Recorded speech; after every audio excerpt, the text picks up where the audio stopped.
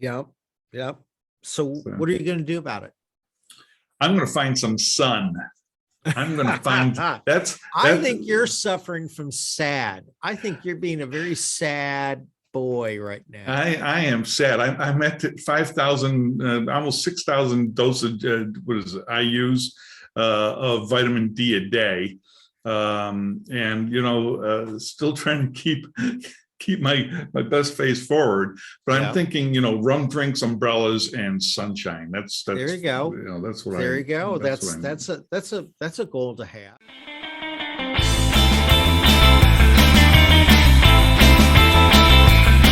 Welcome to The Outliers Inn, produced by the Operational Excellence Society and sponsored by Zonatech Consulting Group International, with your hosts, Joseph Paris and David Schneider. Happy New Year, everyone, and welcome to another episode of The Outliers Inn. I'm Joe Paris, better known to the internet as JP, and my co-host is Mule. How are you doing today, Mule? Happy New Year, Joe. I'm doing just fine and dandy today. Awesome. I was looking at one of your postings, and you had snow. You're in Northern Virginia, right? Yeah. So one of the little roads that I took yesterday is through a park, and I did a little 30-second video of how it was a winter wonderland. I think we saw like 6 inches of snow in 45 minutes. So when it came down in a hurry. And those big flakes, those big ginormous flakes that you got? It was a lot of ginormous flakes, but really a lot of small flakes. Yeah. And so it just came down so quickly. When we went out and shoveled the driveway for my wife to leave, rushed her off her car, shoveled off the driveway, and then turned around, and there was an inch of snow back on her car again. So that's how fast it was coming down. That's craziness. We're here in the deepest, darkest winter of Germany. I don't know if you know this or not, but Frankfurt is about the same latitude as Ottawa, Canada. Mm-hmm. Okay, so we're pretty north. And it also means that we have about 5 minutes of daylight a day. And of that daylight, it's overcast and dreary. And it's kind of like the nasty kind of weather where it's sort of like, we'll call it 2 degrees Celsius, 38 degrees, 39 degrees Fahrenheit. And it's just, dreary, and it's wet, and there's no snow, and there's no sun. And it's like, that's why I've got the shirt on today, because I'm trying to change my mental attitude before I go out and hurt somebody. And on top of all that, the friggin' people here still haven't figured out, COVID, the restrictions, and it's just not fucking fun. I got to just say that. It's just not fucking fun here. You need all these tests just to get a haircut. That's why I go back to the States. I go back to the States for a haircut, right? It just, just been terrible. But at least they did have a Christmas market here in Frankfurt, which was open. And, we're all process guys here at heart. It drove me insane. Okay. It's supposed to be called a 2G plus. I don't know what G stands for, but it's 2G plus. Basically, you have to be vaccinated, you have to be tested, and you have to have a mask. Okay. Now, I don't know if you've ever been to Frankfurt, but the Christmas market, there's probably about 50 ways to get into this zone. That is the Christmas market. I'm not kidding, 50 ways. And they didn't have any checkpoints whatsoever. Okay. So you're more or less on your honor system for all of it, except for the masks. They could see the masks on you. All right. Yeah. But you don't have to wear your mask if you're eating, drinking, or smoking. Oh, okay. So eat, drink, and smoke. And if you're eating and drinking and smoking, you don't have to have a mask, even in the main thoroughfares. All right. So I'm having my bratwurst, and I'm eating, of course, and I'm in the main thoroughfare, and a group of police officers come towards me, and they just look at me. They see that I'm eating the bratwurst. They keep on going. And I think this is ridiculous. So we get to a place to get some glühwein, all right? And we're getting the glühwein. And as we're entering this place to get the glühwein, this woman dashes up to me like committed some sort of like murder or something, some heinous crime, and she screams at me, "You got to get your mask on." Now I'm still eating the brat. And I said, "But I'm eating the brat." "Yes, but you have to have your mask on unless you're standing at a table." Okay, and this is all outdoors, all right? It's like, okay, so I put the mask on. I got my, 3/4 eaten brat. I go over to the table, and now I can take off my mask. Of course, the table is like 2 feet away from the main thoroughfare, and there's no barrier. Of course. All right. And so it's, the level of fucked upness, that's a word. I just made it up. It is like, it's off the scale. I mean, it's not even like Fauci's theater. It's beyond theater. It's just FUBAR. It's FUBAR and more FUBAR. It's the same thing for startup facilities and for a lot of other, stuff that we live through, because we are process guys. And when everybody's learning, and there's not a lot of guidance on what to do, people tend to make up their own rules. Yeah. And so, either you can have a lot of, you see the memes all the time, the kids talk about it, Karens. And so these are the self-righteous ones who come out and tell you that you're doing something wrong, like the woman who ran up to you. It's interesting to see how many people try to be thought police about what you should be doing. I get the evil eye every once in a while when I walk into a store here in the States, and there's all sorts of people that are masked up.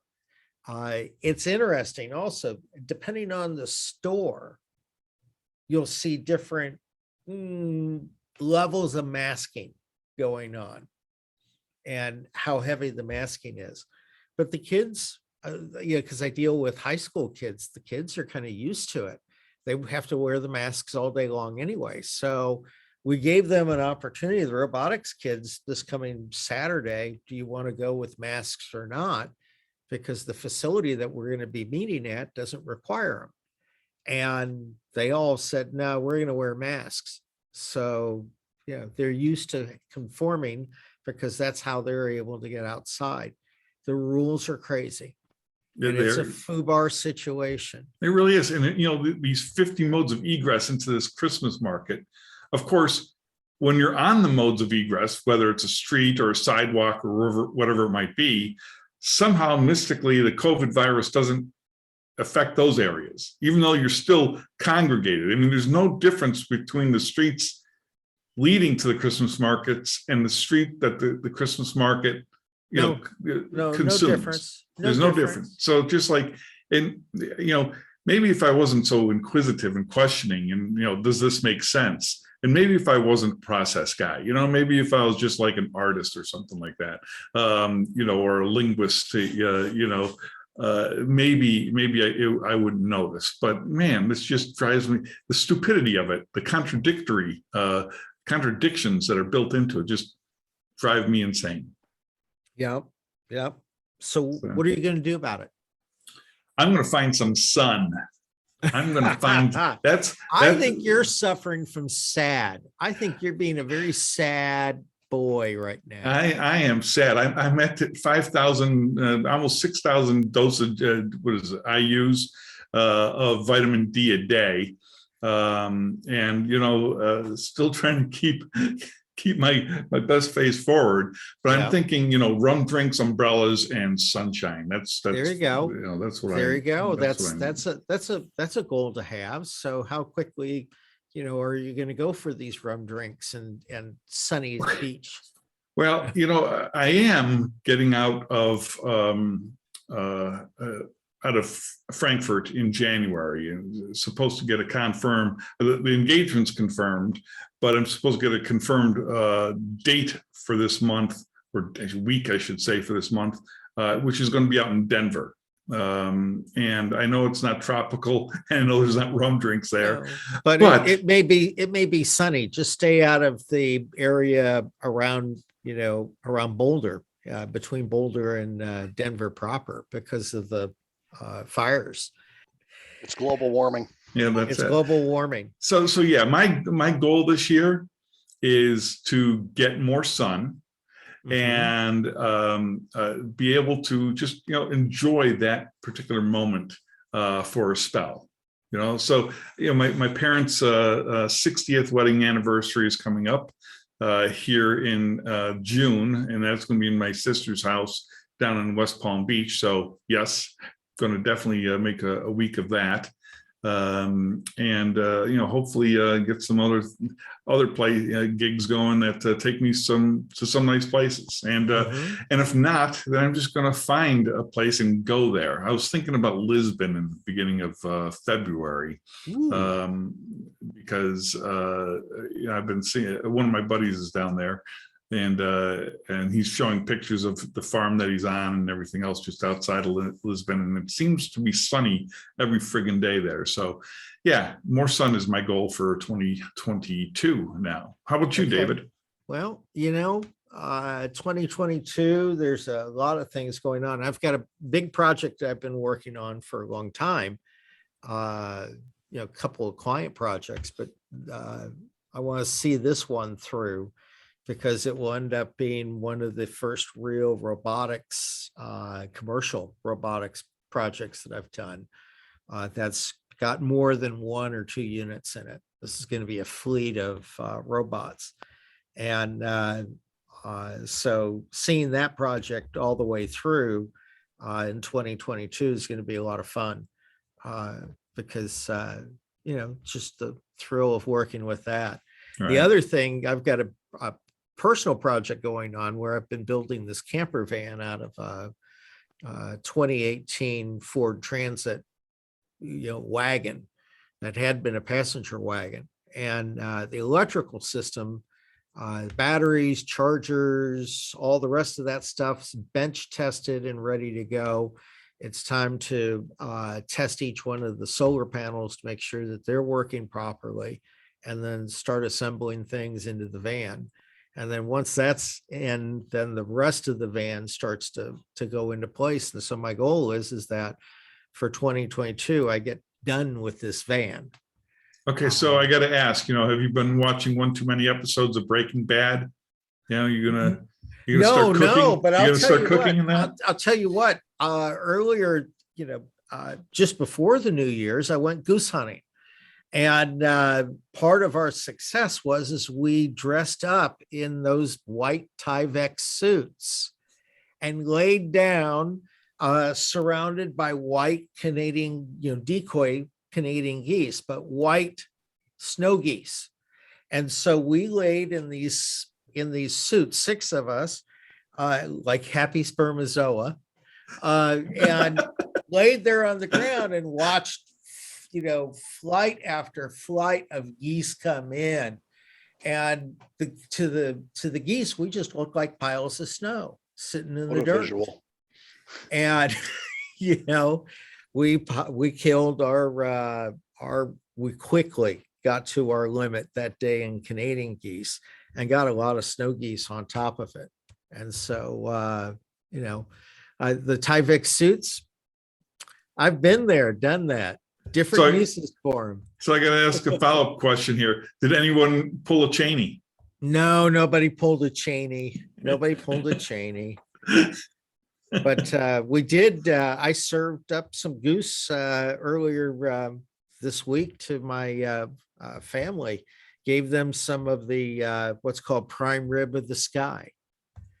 Cool. So what was your shotgun? What model make? Well, I have a over and under CZ over and under 12 gauge. Nice. And just a simple brake gun. Everybody else had these different gas powered, nice. There were 2 nice Brunellis out there, and they were all complaining about how their guns were jamming, and they weren't able to get more than 2 shots off. And here I am with the brake gun going, because you have that moment that you can shoot, and then as soon as you shoot, the rest of the flock lifts up out of range. You're right. So but with the brake gun, you have 2 good shots, and that. I used to have a Smith & Wesson 2020 auto loader, and in the cold weather, it would same thing. After 2 shots, it would jam, and I have to clear it. And the dirt in the fields, because we were field hunting. So outside of Lubbock, Texas, an hour north of Lubbock, Texas. And, it's 20, 22, 23 degrees when we got out there to set up all the deeks. And we set up over 450 decoys, solid body decoys. And so this field looked like it was just this huge flock. And as the sun came up, we started to hear the flocks. And then these big flocks came in, and it was 150, 200, 300 birds. And then this one group came in, you couldn't see the freaking blue behind it. As they started to come in, you lost the birds that were in the lead because of all the birds behind them. Wow. It was just so awesome.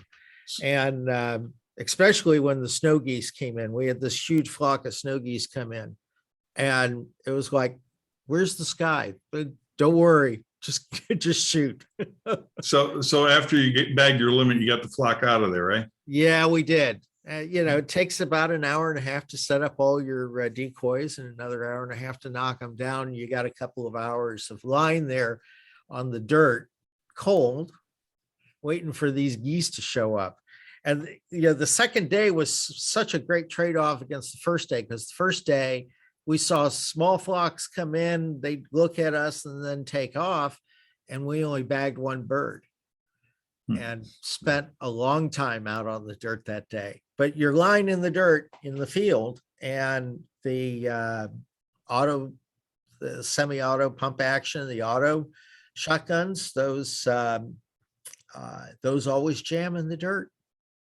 Even the pump action, I wouldn't have guessed the pump action would. Yeah, the pump action not as bad as the semi-autos. Yeah. The semi-autos, everyone had problems with them. And it was after the second shot. So what's your goal for 2022? Oh, well, I've got a daughter who's going to end up going through, or two daughters go through another year. I want to see them go through another year.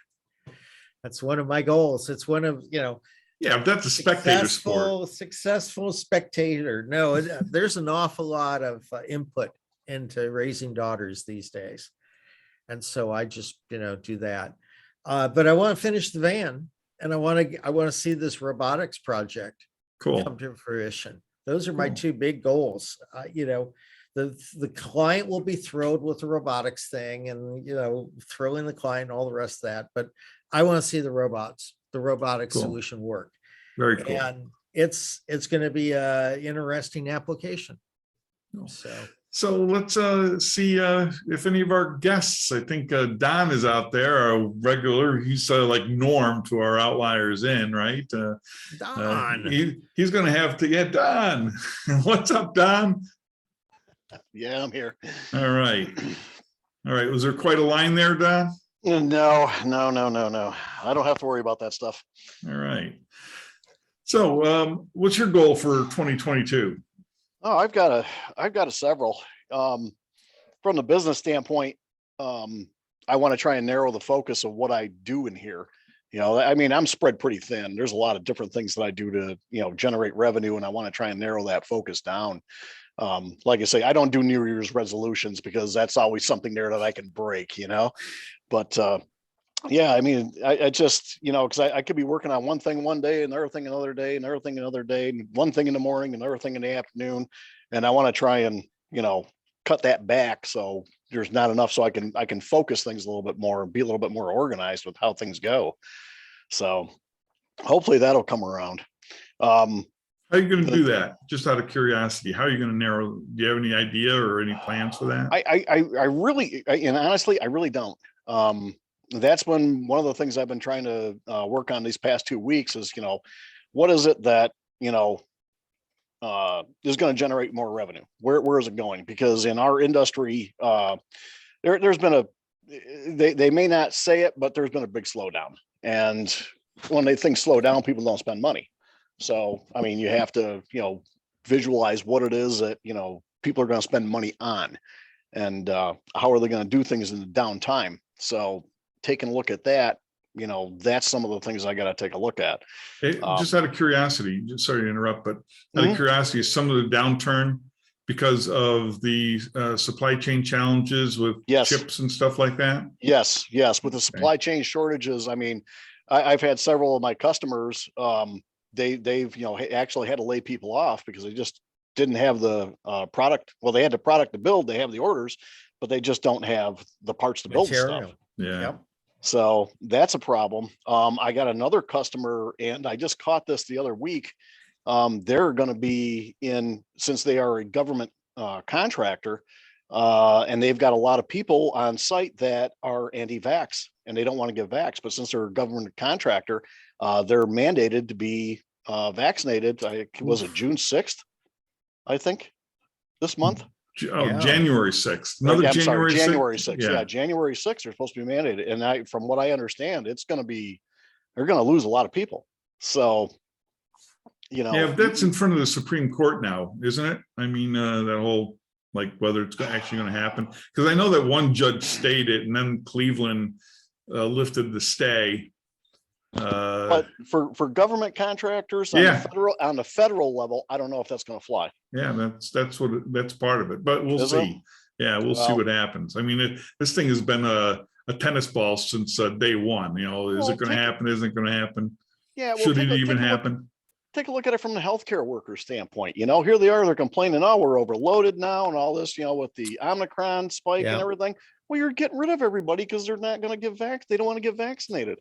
So, I mean, but it just doesn't make sense. All the reports I've seen with Omicron, I don't want to get too far off the topic here, but that hospitalization rates and certainly the ICU rates with Omicron have fallen through the floor compared to Delta. Oh yeah. So in fact, hospitalization rates are going down. Yeah, and I read from the NHS in the UK there, they came out with the symptoms for Omicron, and there's zero difference between the symptoms for Omicron and the common cold. Right. You know what I mean? Right. And so I don't know. Who knows? That's a pay grade higher than me. And it's mutated to common cold. Yeah. Right. Yeah. So anyways, back on that, just like I said, be organizing the business a little bit better, but also since I got 10,000 square feet here, I have to utilize it and utilize it better. So, I mean, there's a couple of things that we're looking at. We're looking at doing more contract work, trying to boost that market a little bit because we should be able to, because there's a lot of stuff that, people are just, you're getting to some of the older technology that a lot of people just aren't in a position to do. And it's expensive for them to do it for the amount of volume that they have.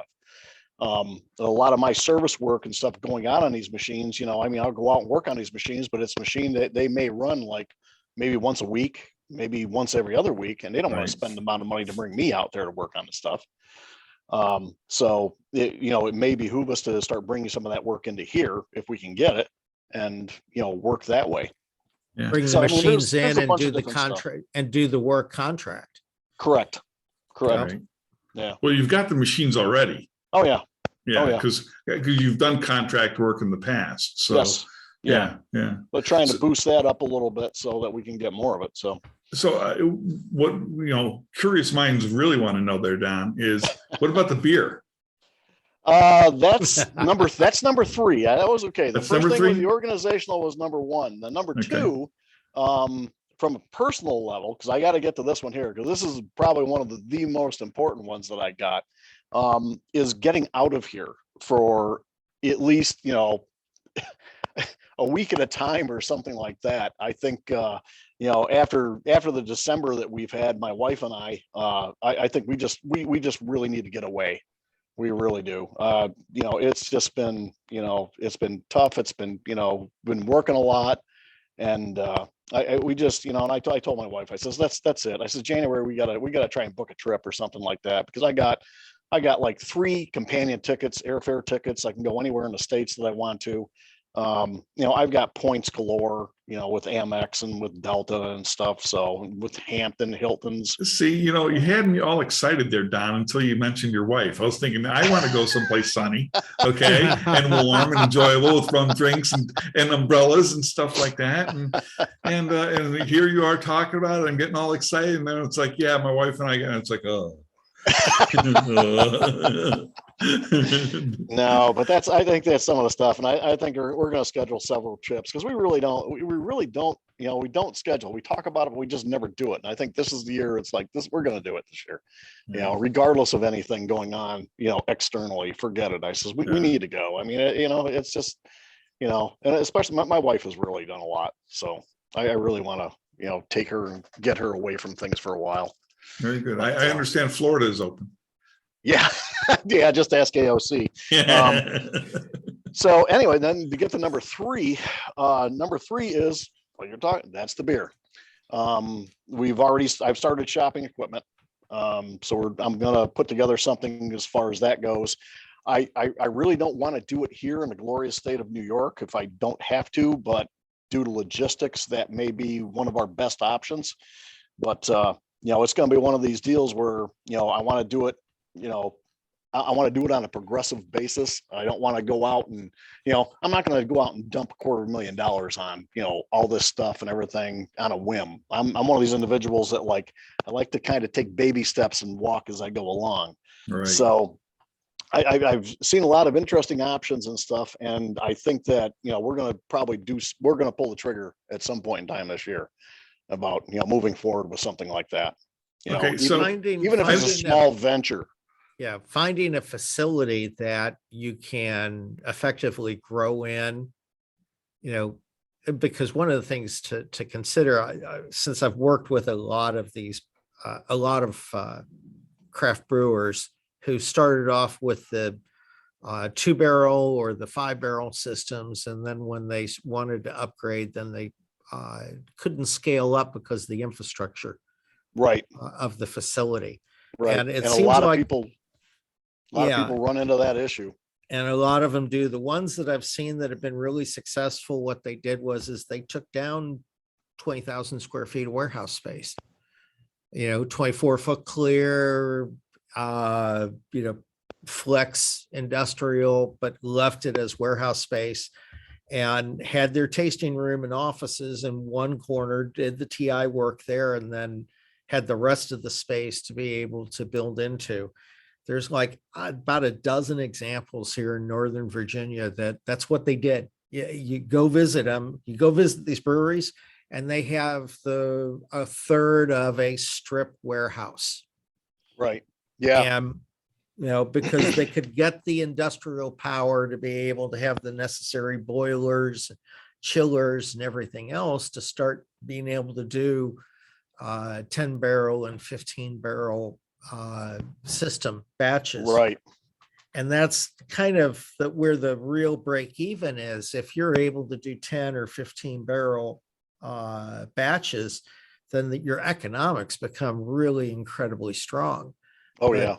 And that's you got to be able to size up for that. So that's going to be an interesting struggle. You talked about not, looking for places outside of New York. And why would you want to leave the Empire State? 2 words, New York. New York. So Don, you're kind of tight with some of the local craft brewers in the area. Yes. And, immediately as you're talking, I'm thinking co-packers. Okay.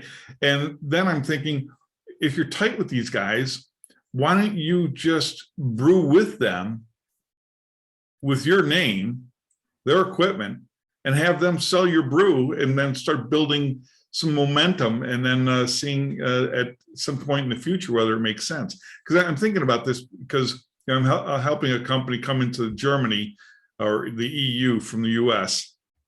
And instead of them sinking millions of dollars into infrastructure, I suggested the same thing. They're in the chemical industry, and I said, why don't you just hire a co-packer, and have them produce it for you, and you just distribute. In fact, you could even probably have them distribute it for you, and you just get into a licensing arrangement. So what I'm thinking, is, and I'm not thinking about licensing with you guys. I don't want to talk like Mr. Wonderful on the Shark Tank, okay? But maybe that's an avenue to get some momentum and build a brand. Well, and there's actually, over in Rochester, you guys remember Genesee? Yeah. Yes. All right. Well, that's High Falls Brewing. And High Right. Falls is totally a contract brewer. Yep. You know, yes, Exactly. they make Genesee cream ale, and yes, they make the Genesee. I think there's what? Red eyes and red eyes and screamers. Yeah. But Screamers. woo! Yeah. Have enough of those, you're screaming. But yeah, they are, over half of their production is contract for other breweries and other Right. small brewers. The problem with High Falls is that you are doing 15 barrel. That's the smallest batch that they'll do is 15. I think Right. that they're really set up for 45 barrel runs. Wow. Yeah. Well, that's what, in actuality, that's what Sam Adams did. Everybody thinks that Sam Adams was this big brewery. They weren't. They were a small contract brewer in downtown Boston. He bought a warehouse space and he Yep. started doing beers. He did it locally. For fact, I had the opportunity. We did some, traveling. I was doing some work down there in Boston, and I was, hit a couple of the local establishments, and they had some of their beers on it. And it was, back then it was, that was Sam Adams. But now, I mean, for the amount of distribution that he has, he's got all sorts of contracts. I don't know who specifically is doing it, but he's still contracted out to move. Yeah. And they just got into a agreement with Dogfish Head, apparently. That I think Sam Adams actually bought Dogfish Head beer out. Might So- have. So, just thinking out, I know that part of this is a hobby. You guys like to brew, Mm-hmm. you know what I mean? Oh, But yeah. you're also wanting to commercialize it. And Yes. I think that you have to, crawl, walk, run. You're in the crawl stage right now. Yep. Where you're tinkering with your formulas and your recipes and what's working and what's not. And it's a hobby.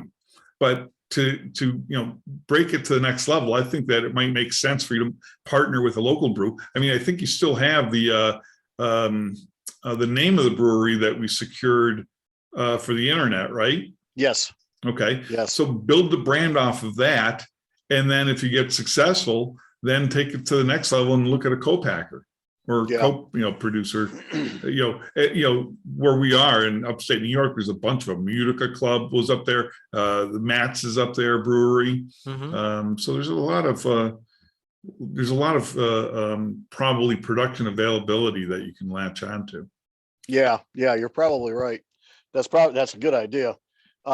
The other thing that as far as the brewing goes, going to start narrowing our focus down on how we do things, like just into the process level, like, we're taking a good look at what our water is and what water we're using and getting it, because it's all an education is what it is, and that's one of the things that I'm working on right now is getting our process with our water down. So we know what we're putting into it, what we're getting out of it, and making sure that, the quality of the water that we're using for each batch is what it should be. Water is And that's one of the water. important things. Yeah. We've done a bunch of changes.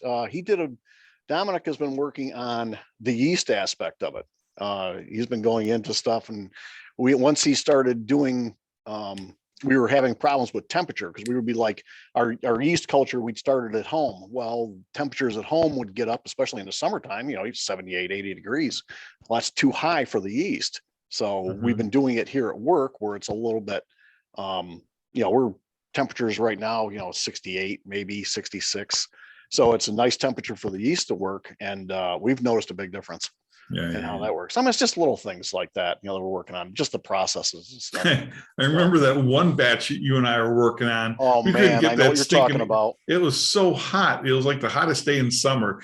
And no matter how much we were running that water through the coil, we couldn't get it down below 78 degrees. I mean, the No. water itself. No. And we ended up having to toss it in one of the freezers that you had there. Yeah. Yeah. We had to Yep. put it in the refrigerator to get it down because Yeah.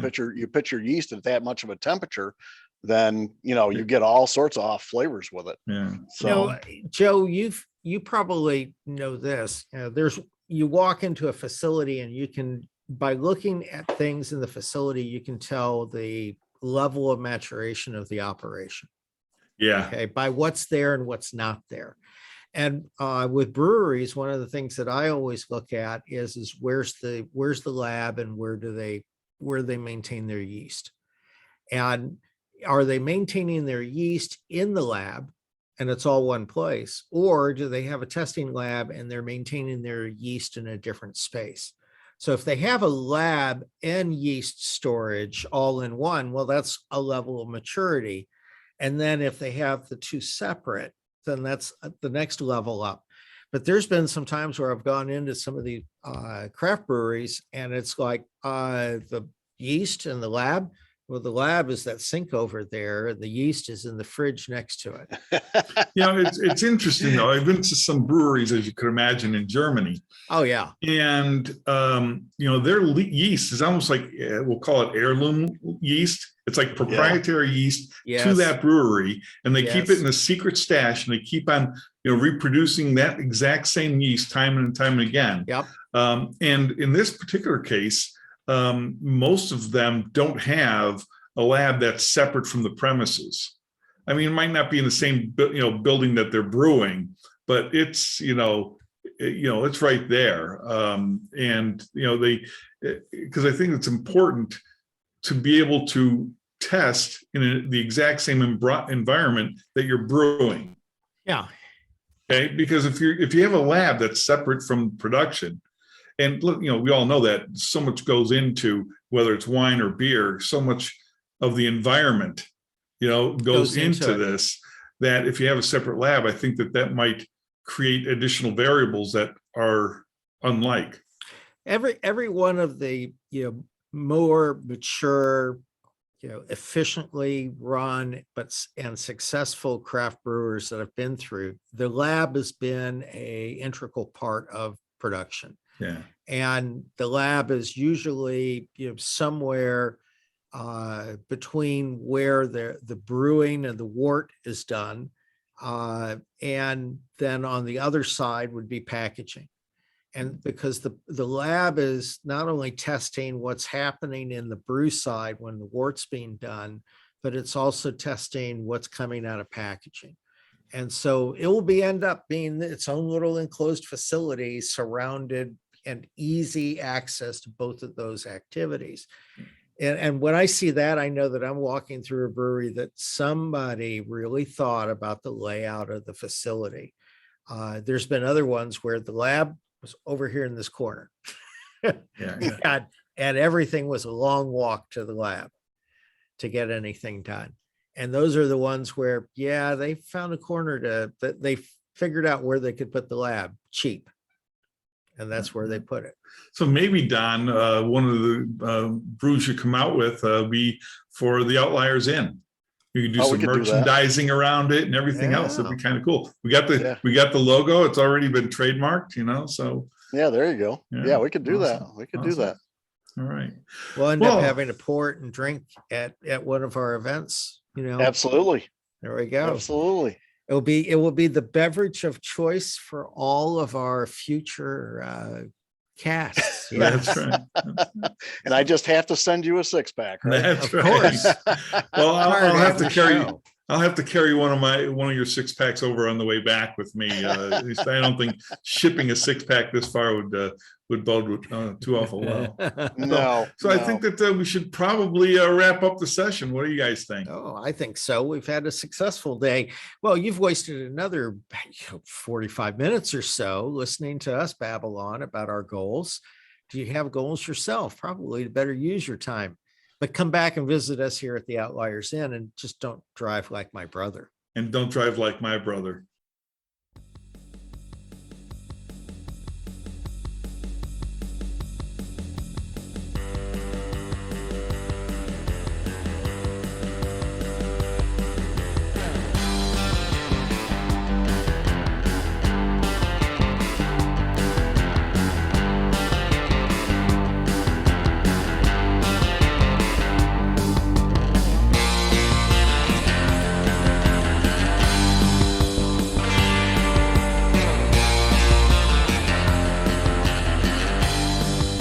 You have been listening to another episode of The Outliers Inn with your hosts, Joseph Paris and David Schneider.